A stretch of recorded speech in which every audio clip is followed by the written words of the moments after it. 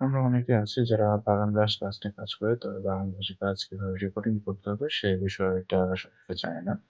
তো বাগান কাজ রিপোর্টিং আপনার এই ভিডিওটা দেখে এভাবে রিপোর্টিংটা করতে পারেন।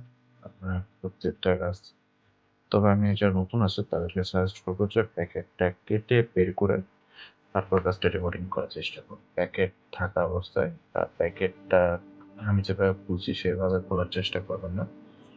আর সবসময় চেষ্টা করবেন যে গাছটা যে সাইজ টব আছে, যে সাইজের প্যাকেট আছে তার চেয়ে একটু সামান্য বড় গাছে বড় জায়গায় রিপোর্টিংটা করতে। তাহলে দেখা যাচ্ছে আপনার গাছটার রূপ ফলটা ভালো হবে। আর বাগানবিলাস গাছের ক্ষেত্রে রূপ ফলটা খুবই গুরুত্বপূর্ণ।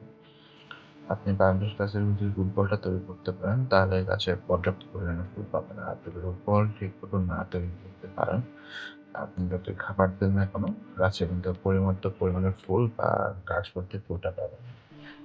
এইজন্য এই বিষয়টা আপনাদের ভালোভাবে খেয়াল রাখতে হবে।